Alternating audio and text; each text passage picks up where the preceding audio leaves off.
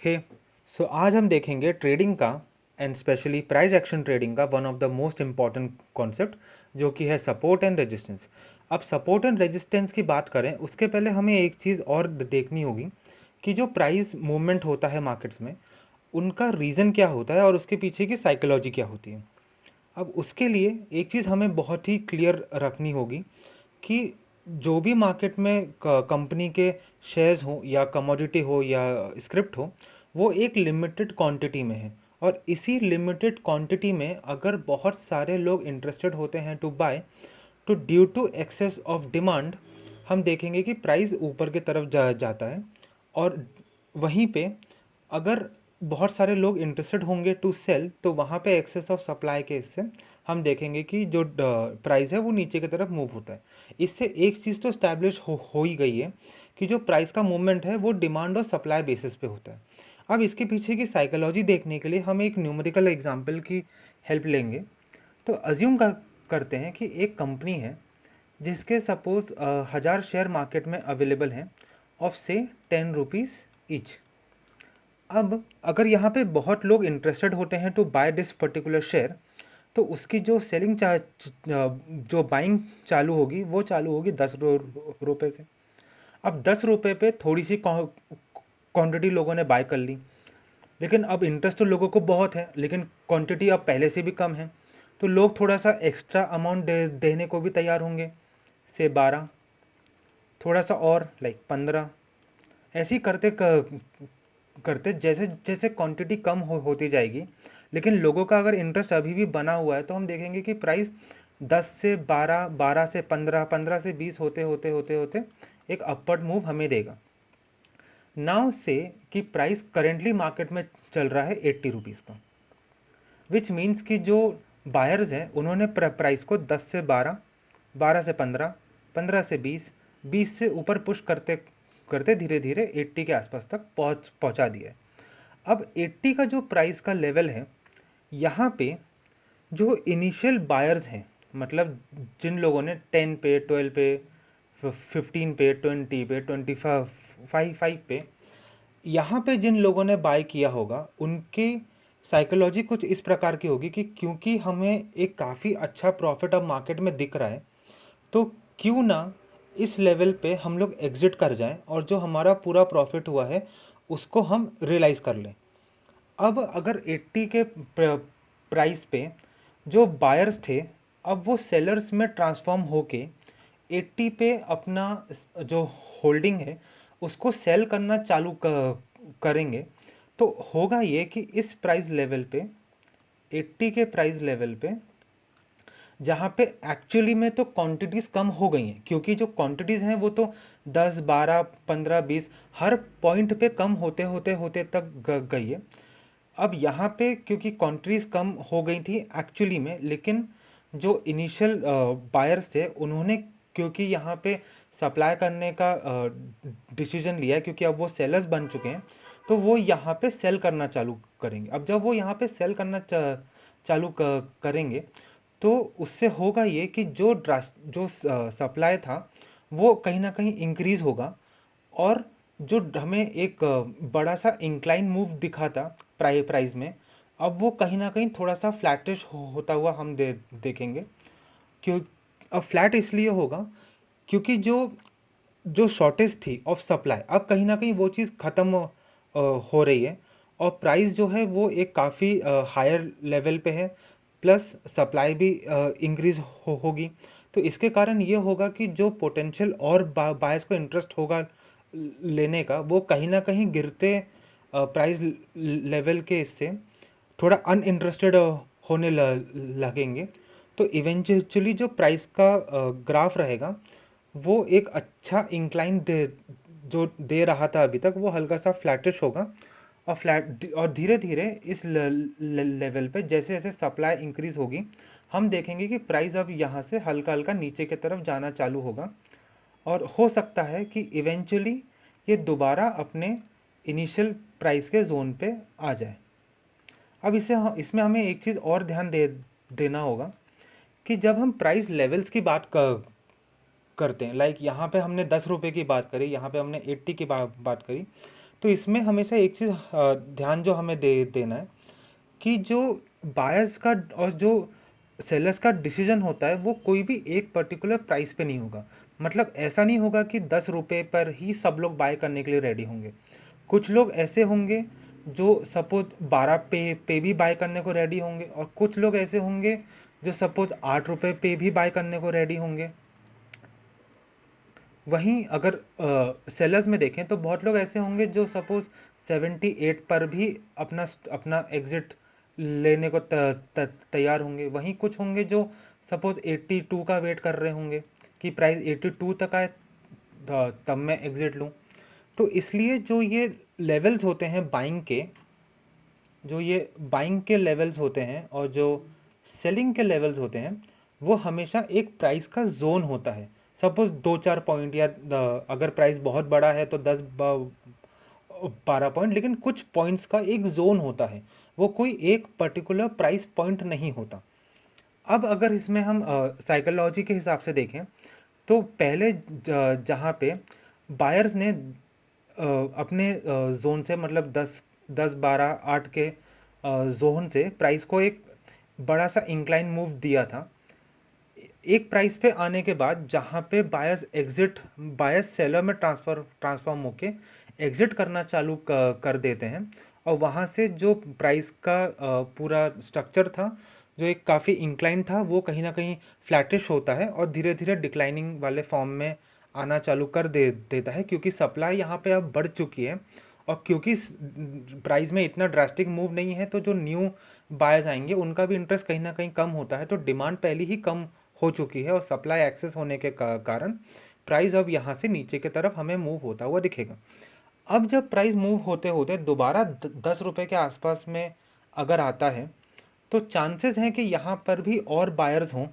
जो इस previous price movement को देख चुके हैं। क्योंकि मार्केट में हमेशा ऐसा बोला जाता है कि जो प्राइस है वो अपने लेवल्स को रिपीट करता है। विच मीन्स कि अगर एक बार 10 रुपये से 80 रुपये तक का मूवमेंट हम देख चुके हैं, तो एक एक्सपेक्टेशन होती है कि शायद दोबारा भी 10 से 80 का हमें मूव शायद मिल पाए। तो उसी एक्सपेक्टेशन के इससे 10 रुपये के जोन पे, मतलब 12, 10, 8 रुपये के जोन पे, या बोल सकते हैं कि बायर्स के जोन पे हम दोबारा एक रिवर्सल एक्सपेक्ट कर सकते हैं। ऑल्दो मार्केट है, यहाँ कुछ भी गारंटीड नहीं होता है, पर एक एक्सपेक्टेशन रख सकते हैं कि क्योंकि यहाँ से पहले भी बायर्स ने एंट्री की थी, तो हो सकता है कि बायर्स यहाँ से दोबारा एंट्री करें। तो यहाँ और एक सिमिलर हमें प्राइस का टारगेट मिले जो था 80 के आसपास का। तो उसी एक्सपेक्टेशन से यहाँ पे फ्रेश लोगों की एंट्री होती है, और चांसेस हैं कि यहाँ से प्राइस दोबारा एक रिवर्सल लेके अपवर्ड मूव देना चालू कर दे। अब इसको अगर हम एक प्रॉपर डायग्राम के इससे देखें,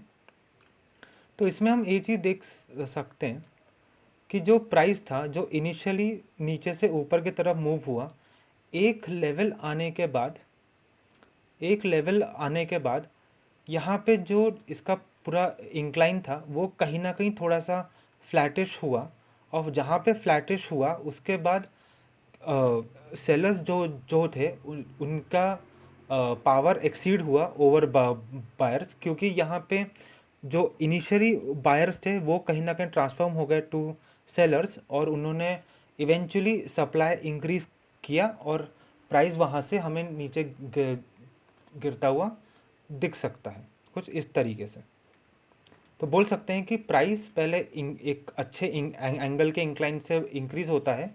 फिर वो थोड़ा सा फ्लैटिश होता है, और फिर वहाँ से हम एक डाउनफॉल एक्सपेक्ट कर सकते हैं। अब ये जो जोन है जहाँ पे सेलर्स एक्टिव हुए थे, मतलब वो जोन जहाँ पे बायर्स ने अपने आप को ट्रांसफॉर्म किया था इनटू सेलर्स, और जो उनकी बाइंग पोजीशन थी उसको कट किया था, या बोल सकते हैं कि वो लेवल जहाँ पे सप्लाई इंक्रीज हुआ था उसको हम बोलते हैं सप्लाई जोन, और इन अदर वर्ड्स रेजिस्टेंस। अब रेजिस्टेंस इसलिए क्योंकि यहाँ पे जो सेलर्स हैं वो प्राइस को एक रेजिस्टेंस दे रहे हैं ऊपर शिफ्ट होने के लिए। मतलब जो प्राइस अभी तक कंटिन्यूसली अपवर्ड मोशन में था, ऊपर जा रहा था, इस प्राइस लेवल पे एक रुकावट आती है फ्रॉम द सेलर्स जो अग्री कर रहे हैं इस प्राइस को पे सेल करने के लिए। तो इसलिए हम इस जोन को, इस सप्लाई जोन को बोलते हैं रेजिस्टेंस। वहीं पे वो लेवल्स जहाँ पे बायर्स इंटरेस्टेड होते हैं टू बाय, या फिर वो प्राइस जहाँ पे बायर्स को लगता है कि ये प्राइस सबसे ऑप्टिमम है टू बाय, उसको हम बायर्स जोन या फिर सपोर्ट बोलते हैं। अब सपोर्ट का, इसका बोलने का रीज़न ये है क्योंकि इस लेवल पे जो बायर्स होते हैं वो प्राइस को एक सहारा दे देते हैं और इस लेवल के नीचे गिरने नहीं देते, क्योंकि उनको लगता है कि ये एक ऑप्टिमम प्राइस है। अब ऑब्वियसली बायर्स हैं तो उनको जितने कम पे मिलेगा उतना अच्छा, लेकिन अगर मैक्सिमम ऑफ द बायर्स एक पर्टिकुलर प्राइस लेवल पे अग्री करते हैं टू बाय, तो वो एक बायर्स जोन होता है और वहीं से हमें टर्म मिलता है कि ये प्राइस को सहारा दे दे रहा है, विच मीन्स कि ये एक सपोर्ट जैसा है फॉर द प्राइस। अब इसको हम एक एक्चुअल ग्राफ में अगर देखें तो हम उसमें कुछ एक चीज़ देख पाएंगे कि जब ग्राफ सबसे पहले बनता है तो इसमें सबसे पहले आइडेंटिफाई करने के लिए कि सपोर्ट जोन कहाँ पे है, तो उसके लिए हमें वो लेवल्स देखने होंगे जहाँ से प्राइस ने बार बार रिवर्सल लिया है। विच मीन्स कि जब हम पूरे ग्राफ को देखें तो ऐसे प्राइस जोन जहाँ पे प्राइस वहाँ तक पहुँचा और दोबारा ऊपर गया, प्राइस वहाँ तक पहुँचा एंड दोबारा ऊपर गया। तो अब अगर हम इसमें देखें तो हम इसमें आइडेंटिफाई कर पाएंगे कि ये जो प्राइस का जोन है, यहाँ पे एक एक बार प्राइस ने ऊपर से नीचे आया, देन नीचे से दोबारा एक नया हाइक क्रिएट किया, वहीं प्राइस दोबारा ऊपर से नीचे आया, उसी लेवल पे प्राइस रुका या उसी लेवल पे प्राइस ने अपना सपोर्ट लिया और यहाँ से दोबारा अपवर्ड मूव हमें दिखाई देता है। तो इस तरीके से जो सपोर्ट है वो मार्केट में काम करता है। ऑब्वियसली मार्केट है, अगर उस एक वो ऊपर नीचे होते हुए वो ऊपर या फिर नीचे जाता है, तो इसमें बहुत लेवल्स ऐसे भी हमें दिखते हैं जहाँ पे जो सपोर्ट है उसको तोड़ के मार्केट नीचे जा सकता है, क्योंकि इवेंचुअली जो है वो डिमांड और सप्लाई का ही पूरा स्ट्रक्चर है। तो अगर बायर्स एक्टिवेट नहीं होते हैं उस पर्टिकुलर प्राइस में, तो हम देख सकते हैं कि बहुत बार ऐसा भी हुआ है कि जो बायर्स हैं वो इस प्राइस पे बाय करने के लिए अग्री नहीं हुए, उल्टा थोड़ा सा नीचे प्राइस लेवल पे आके बाय करने को रेडी हुए, जो हम देख सकते हैं यहाँ पे, यहाँ पे,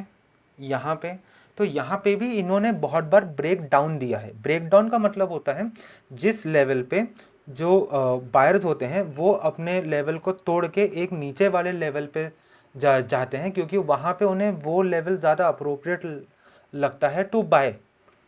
अब ब्रेकडाउन्स एंड ब्रेकआउट्स जो होते हैं उनको हम अपकमिंग में ज़्यादा अच्छे से देखेंगे, पर फिलहाल सिर्फ सपोर्ट पे फोकस करते हुए तो यहाँ हम देख सकते हैं कि मार्केट ने या बोलना चाहिए कि प्राइस ने यहाँ पे एक प्रॉपर सपोर्ट लिया और यहाँ पर भी एक प्रॉपर सपोर्ट लिया। तो अगर हम इसको ट्रेडिंग पॉइंट ऑफ व्यू से बोलें तो जब प्राइस सपोज कुछ इस तरीके का था, तो प्रीवियस हिस्ट्री देखते हुए कि इस लेवल पे भी एक बार बाइंग क्रिएट हुई है और एक काफ़ी अच्छा अपवर्ड मूव क्रिएट हुआ था। यहाँ पे जब हमें ये प्राइस इस लेवल पे दिखा, प्लस हमें यहाँ पे वो कैंडल्स दिख रहे हैं जो दिखा रहे हैं कि इनकी लोअर विक्स जो हैं वो काफ़ी बड़ी हैं, विच मीन्स कि सपोर्ट जोन पे, वो जोन पे जहाँ बायर्स पहले भी इनको सपोर्ट मिला है प्राइस को, उसी प्राइस जोन पे मार्केट दोबारा आया है और यहाँ पे हमको बड़ी विक्स वाले कैंडल्स दिख रहे हैं, विच मीन्स कि यहाँ पे बायर्स ने सेलर्स को कैंसिल आउट किया है। तो इन दोनों फैक्टर को कंसिडर करते हुए हम एक एक्सपेक्टेशन रख सकते हैं कि मार्केट अब यहाँ से एक अपवर्ड मूव दे सकता है, एंड इवेंचुअली वही हुआ कि मार्केट ने वहाँ से एक अपवर्ड मूव दिया। Now moving on to resistance. अगर हम रेजिस्टेंस की बात